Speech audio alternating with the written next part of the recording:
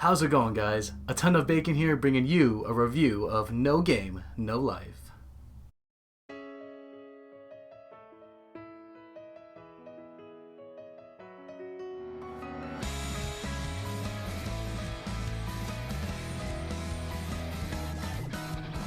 The concept of being in a world other than one's own seems to be the most popular trend amongst anime series these days, especially the concept of being trapped in a video game.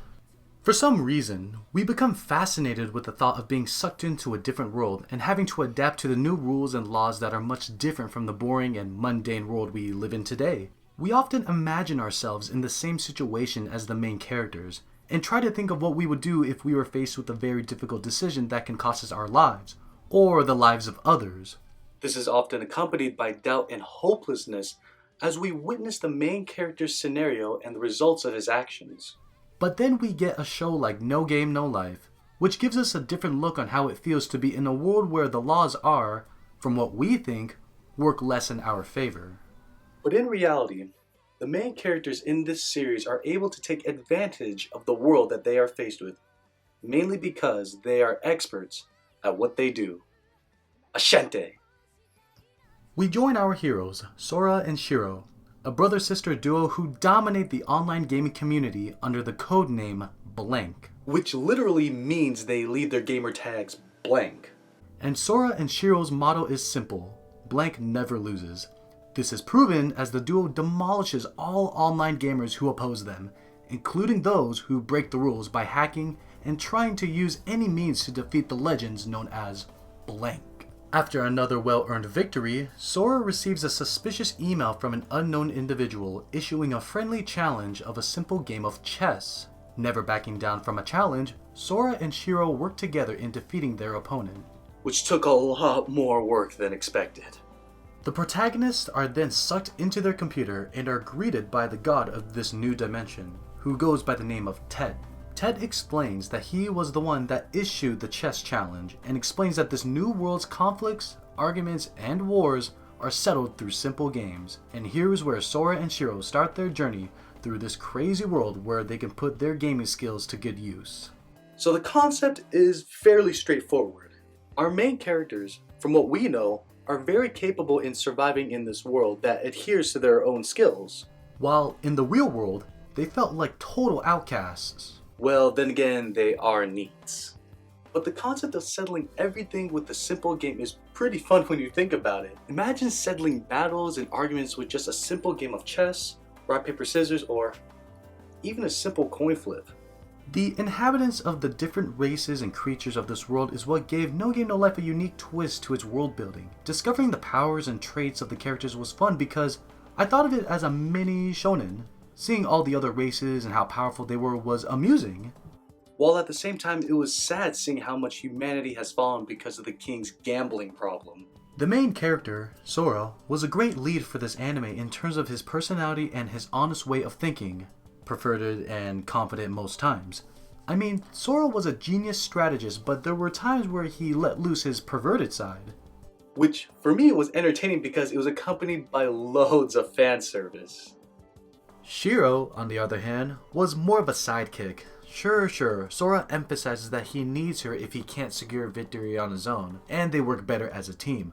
But let's be honest, Shiro's screen time was always swept under the rug, if that makes any sense. The first shot in the entire anime of Shiro is an exposed panty shot.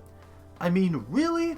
And whenever the duo is together, your focus is directed mainly towards Sora most of the time. Shiro has her moments, but it's as if she was just there as the token lolly character for all the fan service scenes. Not that I wanted to see those lolly traits in those scenes, but there's an audience for that, believe it or not. Then we have Stephanie Dola, another main character who I found to be yet another victim of all the fan service scenes. Again, I have nothing against fan service within an anime, but it feels like Steph was supposed to play a bigger role in the series. Since she was a genius and the daughter of the foolish king, this made a great basis of what type of character she was supposed to be. But then having Sora and Shiro overpower Steph's intelligence sorta ruined it. She played the voice of reason throughout the series, which was good for explaining the situation, but she was mainly the butt end of all the jokes made by the main characters. She's basically the verbal punching bag for the entire series. Kinda like Meg from Family Guy.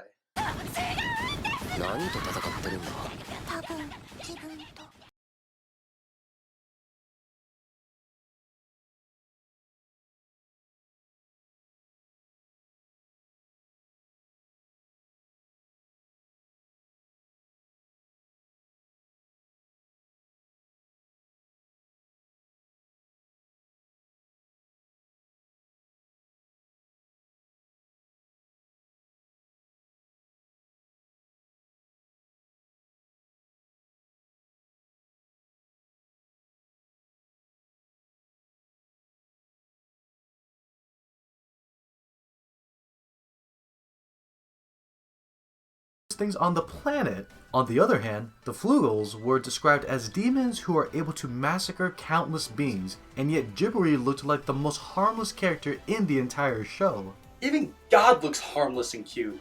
The overall animation did well in enhancing the actions of some mundane tasks, whether it be drawing cards, playing rock, paper, scissors, or just taking a freaking bath.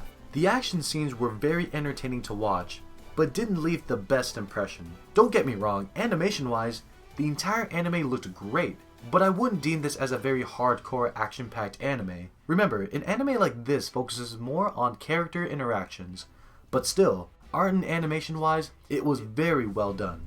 Especially during the fan service scenes. The soundtrack of this anime was good, but not necessarily great. The openings and endings were both scenes I never skipped.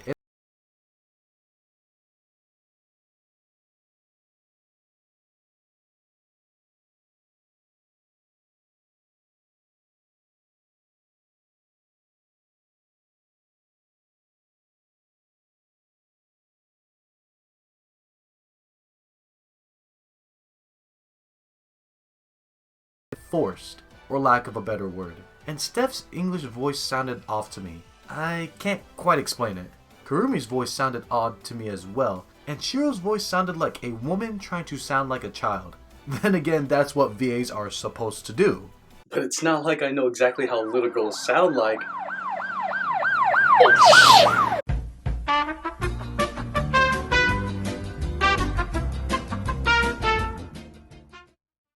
I really enjoyed watching Sora and Shiro take on the challenges that they face because it's as if we're given the impression that they never ever lose. Which is proven numerous times even when faced with unreal situations that are caused by the existence of magic. I mean, almost every game they played had some sort of home field advantage factor working against them. But knowing that Sora and Shiro were going to succeed wasn't as entertaining as how they did it. Which was the most entertaining thing about the show. I mean, there were times where I actually wanted our main characters to fail because I wanted to see how they would handle it. But that never happens because they really meant what they said. Blank never loses. Although No Game No Life was given 13 episodes and had limited material to work with, I felt that No Game No Life lacked in the adventure aspect. A lot of time went into character bantering and fan service. It was really fun to watch, but with such a large world to explore, it's sad that we only got a taste of what this world really is. And that blue-balled cliffhanger. I mean, come on! You see, I personally like to see an awesome series end, thus giving me some closure. But with the second season being highly unlikely, I now have to look elsewhere in order to continue this epic story.